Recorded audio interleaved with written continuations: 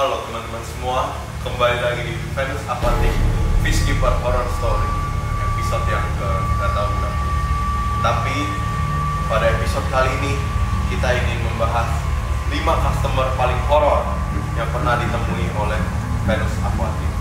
Penasaran sehoror apa? Tonton video ini sampai akhir. Yang nomor 5 paling serem.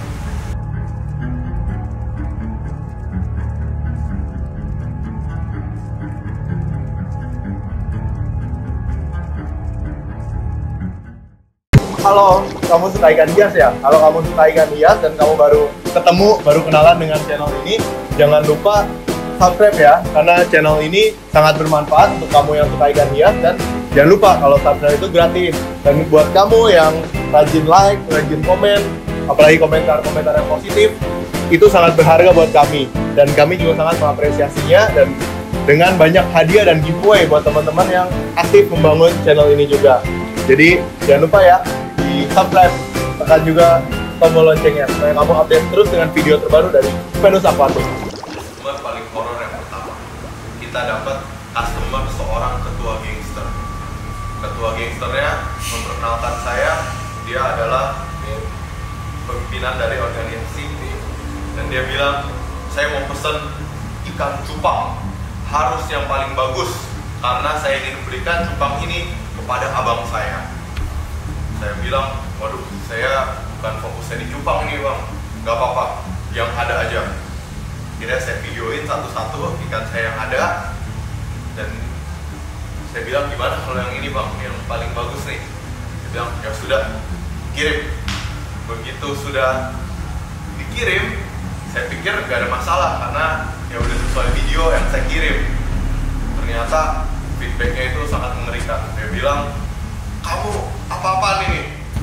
Saya kan bilang yang paling bagus, ini buat hadiah untuk abang saya. Ternyata ikannya gak bagus. Abang saya bilang ini ikan biasa-biasa aja. Kamu gimana sih? Kamu mempermalukan saya ya? Abang saya marah ini. Langsung seketika jantung saya mau copot. Dan saya bilang, aduh bang, ampun bang, saya taunya itu sesuai video. Saya, ya udahlah, gak usah dibayar, nanti ongkos-ongkosnya saya transferin balik. Saya kira selesai di sana masalahnya, ternyata enggak. Dia bilang, ini bukan masalah uang. Kamu kira saya gak punya uang? Uang saya banyak. Yang masalah itu saya bilang, kamu cari ikan paling bagus, tapi kamu kasih ikan yang biasa-biasa aja. Wah, di situ saya stres loh, keringat dingin semua. Apalagi dia bilang, kamu di mana alamatnya? Ketemuan aja yuk. Waduh, saya bilang, aduh ampun bang, ampun bang. Nah, dari situ ya beruntung akhirnya setelah dijelaskan, dikasih pengertian, reda emosinya. Tapi itu salah satu pengalaman yang paling horor gitu. Jadi itu pelajaran pertama juga. Kita udah kasih video, udah sesuai dan sebagainya pun kadang masih ada aja masalahnya. Jadi jualan ikan kadang tidak semudah itu. Customer paling horor yang kedua, customer yang bilang sudah transfer tapi dananya tidak masuk-masuk. Jadi sekitar 3 tahun lalu kita pernah dapat pengalaman customer yang datang ke toko kita, lihat-lihat ikan, pilih-pilih, bungkus. Setelah selesai bungkus, dia samperin saya, bilang, oh sudah transfer ya. Dan waktu itu kan saya ya percaya aja, udah dikasih di BCA gitu kan, kirain sudah beneran transfer. Saya pasti lihat screenshotan seperti ini. Ternyata tombolnya itu belum di oke, kan habis di oke masukin pin baru uang masuk. Sorenya baru saya sadar, ini customer bilang udah transfer kok uangnya nggak masuk ya. Saya refresh bolak-balik, apa ada salah BCA-nya? Apalagi itu hari Minggu, ternyata bukan salah BCA-nya, tapi dia yang memang belum okein. Nah udah sore baru saya menyadari bahwa saya baru aja ditipu. Begitu baru tahu ditipu, langsunglah saya cek CCTV. Saya upload tuh di Facebook. Ada yang kenal gak? Kenapa harus saya upload di Facebook? Karena ya nomornya itu tadi kan hubungin saya pakai nomor tertentu. Nomornya udah gak bisa dihubungin lagi, udah langsung diblokir. Tapi dia lupa kita ada CCTV, kita up di Facebook. Karena kan yang namanya yang suka ikan itu kan komunitasnya ya itu aja, apalagi 3 tahun lalu komunitas belum terlalu banyak. Saya up, ada yang kenal ternyata. Jadi setelah ada yang kenal, dia bilang, "Bang, saya kenal, saya tahu alamatnya, saya tahu nomor telepon lainnya dan sebagainya." Akhirnya kita hubungin dan sebagainya, barulah dia mengakui kekilafannya bahwa dia telah berusaha menipu kita, dan mohon jangan lanjutkan kasusnya itu ke kepolisian gitu. Jadi teman-teman hati-hati, apalagi yang dagang-dagang online, jangan asal percaya aja, karena orang bisa pura-pura transfer tapi ya gak bener-bener transfer, cuma buat nipu kita. Terutama juga pedagang-pedagang kecil tuh, malam-malam kan gak perhatian atau lagi sibuk. Kadang juga ada yang kalau pedagang kecil ya, katanya kalau pedagang offline 20.000 dikasihnya 2.000-an, gak lihat-lihat gitu, ternyata 2.000-an dicat seperti itu. Jadi hati-hati, makin banyak orang yang punya niat jahat. Customer paling horor yang ketiga, yaitu customer online fiktif. Jadi suatu saat itu sekitar 1,5 tahun yang lalu, kita dapat customer yang fiktif. Jadi bukan cuma ojek yang dapat topik atau order fiktif, tapi kita tukang ikan juga bisa dapat orderan fiktif. Orderannya nyata, duitnya fiktif. Jadi seperti apa kisahnya? Suatu saat itu ada orang yang mengaku toko online tertentu ya, kita nggak enak sebut namanya, tapi dia order ke kita, ternyata toko online-nya itu palsu gitu kan. Kita pikir kalau toko itu kan lebih meyakinkan, nggak mungkin tipu-tipu kita. Jadi dia bilang, "Oh ya, saya dari toko ini, saya mau pesen orderannya A, B, C, D, E." Wah, itu orderannya awalnya sedikit gitu, dan dia order, dia kirim bukti transfer. Kita pikir, oh ya udah ada bukti transfer, meyakinkan gitu, persis kayak aslinya bukti transfernya. Langsung kita kirim. Satu kali gak ada curiga, dia reorder, kirim order lagi, orderannya makin banyak, kirim bukti transfer lagi sesuai nominalnya. Saya kirim lagi sampai sekian kali, baru kita sadar. Setelah akhir bulan kan kita orderan banyak, kita cek-cekin, ini kok yang orderan dia itu ada bukti transfernya, tapi kok uangnya nggak ada yang masuk. Dari situ baru kita nyadarin bahwa kita baru aja ditipu. Jadi itu horor banget. Jadi ternyata dia itu ngedit. Jadi dia tuh ahli IT gitu, latar belakang orang ini tuh ahli IT. Dia bisa bikin editan transferan itu bener-bener persis kayak aslinya. Dan kita yang salah, kita gak ngecek bener-bener, kita main kirim-kirim aja, akhirnya ya kita kena. Dan ternyata lebih mengerikannya lagi, dia gak sendirian, dia ajak teman-temannya buat order juga ke kita dengan motif yang sama. Dari situ kita baru sadar bahwa kita udah ditipu dan dirampok dengan nilai yang fantastis gitu. Jadi itu pelajaran juga buat teman-teman, jangan percaya transferan, percayanya lihat uang masuk. Kalau uang belum masuk di rekening, itu berarti belum gitu, apapun alasannya. Dan yang uniknya ya, ini yang ciri-ciri penipu model gini, dia itu gak pernah mau kita kirim. Kita biasa kan kalau orderan biasa, dia kasih alamat, kita order ke alamat tersebut. Kalau ini orang, semua cirinya tuh sama. Dia bilang saya pick up aja gitu. Jadi kita nggak tahu tuh tujuannya gimana. Udah kita pick up aja. Jadi dia suruh ojek online itu pick up di tempat kita, antar ke tempat dia. Paham nggak?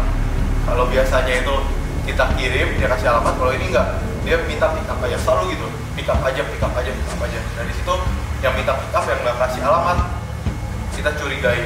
Walau nggak semua sih, tapi biasanya tuh begitu. Dan hari ini kita udah proses hukum kasusnya, masih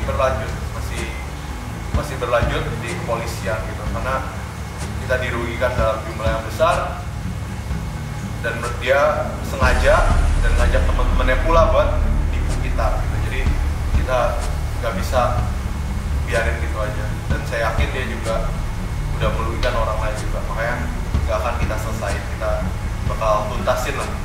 Jadi teman-teman saya di kepolisian udah garap, udah dapat beberapa panggilan, udah waktu dekat ya bakal dipanggil lagi gitu ya. Customer paling horor keempat yang pernah kita ketemu, yaitu customer perangkap pembunuh. Mungkin pembunuh bayaran, kita nggak tahu, atau pembunuh tidak berjalan, kita juga tahu. Tapi yang jelas hari import, kita masih ingat hari import kita itu banyak banget customer, kita sibuk banget, kita hectic banget, kita gak bisa memperhatikan customer satu-satu.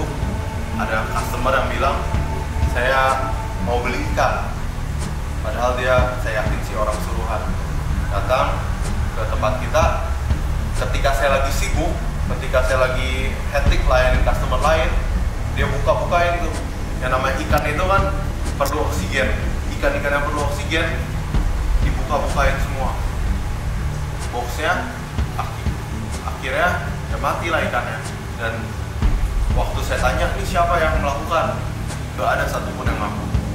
Langsung saya cek CCTV, dapatlah pelakunya. Dan dari situ fakta-faktanya, pelakunya itu udah duduk di sana selama 1 jam. Jadi itu saya hectic itu keliling-keliling hampir 1 jam lah. Jadi ikan tuh dibuka-bukain sampai gak ada oksigennya. Dia bilang, maaf, lupa tutup. Gimana caranya dia lupa tutup? Ini boxnya, ini dia duduk depannya 1 jam. Dan dia tahu yang namanya ikan tanpa oksigen itu pasti mati gitu. Jadi itu salah satu yang kisah memilukan, dan kita rugi puluhan juta waktu itu hanya dari ikan kita dimatiin seperti itu, dibuka. Dan dia duduk di situ. Dia bilang tadinya mau nutup, mau oksigen lagi, tapi gak ada karet. Ya elah, karet bertebaran gitu. Jadi itu nyakitin banget sih. Jadi kalau kita dirugiin, mungkin rugi duit atau apa, yang poin sebelumnya ya ikannya masih hidup, tapi ini ikannya mati sia-sia gitu. Makanya seneng banget gitu lihat kita rugi. Dia pikir kita rugi segitu kita bakal nyerah apa, kita bakal berhenti main ikan apa, atau kita bakal bangkrut apa. Enggak, teman-teman, kita tetap bangkit lagi dan bangkit lagi. Dan itu ya salah satu kisah yang paling memilukan, karena ya saya salah juga suruh orang nggak dikenal buat masuk, buat orang apa ya yang nggak terlalu kenal lah buat masuk, buat apalagi lagi repot gitu. Jadi itu pelajaran juga, teman-teman. Ada juga teman saya ya, dia punya farm besar, ada orang sirik itu dimasukin racun, katakanlah cyanida atau apa, dimasukin setetes ke sumber air atau toren air, penampungan air, kan mati semua satu farm gitu. Dan itu bukan dongeng, itu udah kejadian. Ada orang yang segitu jahatnya gitu. Jadi kalau bunuh orangnya mungkin kan dia takut hukumannya kan lebih berat, tapi kalau dibunuh ikannya kan dia pikir gak ada hukumannya. Nah ini saya lagi konsultasikan ke teman-teman saya, aparat penegak hukum, bisa gak, ada celah gak saya pidanainnya. Saya gak berani up karena di sini tahu sendiri hukum ITE seperti apa, bisa balik-balik lapor atau apa, tapi tenang aja, tunggu aja, kita lagi dalamin kemungkinan buat laporin orang ini. Karena sebelum dia melakukan tindakan ini, dia juga udah posting status yang menyindir-nyindir kita. Misalnya sebut-sebut Neptunus gitu, apa si Neptunus bla bla bla bla bla bla. Itu kan maksudnya apa gitu kan? Mungkin mau nyindir kita atau apa, tapi biar hati-hati. Tapi kan semua orang udah tahu sebut-sebut Neptunus itu maksudnya apa. Kita gak ada salah sama dia, kita gak pernah ngerugiin dia, tapi ada aja yang sirik gitu. Jadi saya pengen sharing juga teman-teman ya, harus hati-hati gitu. Kita kadang nggak sadar gitu, mungkin nyakitin orang tanpa sadar. Kita sukses aja kan pasti ada orang yang rezekinya terganggu. Nah, orang-orang yang rezekinya terganggu ini bisa jadi timbul niat jahat pada kita. Nah jadi kalau nggak mau punya haters, ya jangan sukses, jangan timbul lah. Jadi kalau kita berdiri satu kepala lebih tinggi daripada orang lain, harus siap-siap kepala kita jadi sasaran tembak. Jadi intinya harus jangan buka celah, jangan kasih celah, harus lebih hati-hati. Karena pengalaman saya udah membuktikan, pengalaman teman saya juga dalam skala yang lebih besar sampai bangkrut ya teman-teman, sampai bangkrut. Jadi ada yang meracunin sumber airnya itu sampai kolaps selesai deh. Beruntung kita nggak sampai kolaps, kita masih bisa bangkit lagi. Rugi segitu ya udah pelajaran, kita maju lagi. Tapi ada teman-teman yang sampai kolaps dan trauma dan nggak berani bangkit lagi, itu banyak. Bukan satu orang dua orang, saya udah dengar cerita ini ada beberapa orang lah, dan saya kenal baik gitu. Apalagi kalau orang yang udah ada umur ya lebih gampang menyerah. Kalau saya kan udah saya pikir ya udah saya masih punya banyak waktu buat bangkit lagi. Nah gitu teman-teman, jadi harus hati-hati selalu karena yang namanya bisnis bisa apapun juga itu keras. Malah kan kalau politik sampai pakai santet-santetan, guna-guna dan sebagainya gitu, sampai ada undang-undangnya untuk melarang santet dan guna-guna. Nah di bisnis ini juga, di bisnis makanan juga ada yang begitu kan. Nah itu makanya teman-teman harus tahu. Dan salah satu tips buat menjauhkan kita dari malapetaka dan mara bahaya, banyak-banyak nyumbang, banyak beramal. Kita agama apapun itu pasti kan diajarin namanya orang suka sedekah, anti santet katanya, anti ya dijauhkan lah daripada hal-hal yang jahat. Kita juga harus banyak-banyak berdoa. Tiap hari saya juga berdoa, nomor satu supaya kita dijauhkan dari yang jahat gitu. Dan saya juga berdoa supaya teman-teman semua dijauhkan dari yang jahat dan dijauhkan dari niat jahat. Oke. Dari 4 pengalaman seram bertemu customer mengerikan tadi, ternyata teman saya punya kisah yang lebih seram dan horor lagi. Sebut saja dia Mawar. Mawar ini pedagang ikan predator. Dan ternyata ikan predator ini ada undang-undangnya, ada peraturan-peraturannya yang bisa mengarah ke pidana. Jadi bukan perdata atau apa, ini benar-benar kasus hukum yang serius. Jadi ada gitu. Udah sama beratnya dengan misalnya kasus pencurian atau kasus barang-barang ilegal lain. Jadi saya punya teman yang dapat customer adalah anggota penegak hukum. Ketika dia COD-an, langsung kena ciduk, langsung kena serok, langsung dimasukin akuarium. Gitu. Jadi pelajarannya hati-hati dalam menjual ikan. Jadi ikan-ikan yang kita pikir ikan doang, ternyata ada perlindungan hukumnya dan sebagainya gitu. Ada aturannya. Kalau kita nggak tahu, bukan berarti kita tidak bisa terkenal gitu. Jadi sama aja kalau kita disuruh nganterin nih, misalnya kita jadi kerjain tukang parkir, bang, ini anterin dong paket ini ke itu tuh teman saya di ujung jalan. Kita nggak tahu itu paket apa, tapi bisa kena ciduk gitu. Sama seperti ikan gitu. Kalau kita COD ikannya itu ternyata dilindungin peraturan tertentu, itu kita bisa kena masalah yang seharusnya nggak perlu, apalagi kalau ada di bicara gitu. Jadi bisa aja ada yang laporin dan sebagainya, kita bisa kena masalah. Jadi hati-hati selalu dalam jualan ikan. Jadi yang aman-aman aja, yang nggak usah yang nyerempet bahaya gitu. Dan ada aja gitu customer, nggak semuanya customer. Tadi kan saya udah ceritain, ada yang niat jahat doang, ada juga yang bisa hidup dan nyerok kita. Jadi itu customer yang mengerikan pengalaman dari kami. Semoga kita semua terhindar dari customer yang seperti itu. Sampai jumpa di Venus Aquatic Horror Story berikutnya.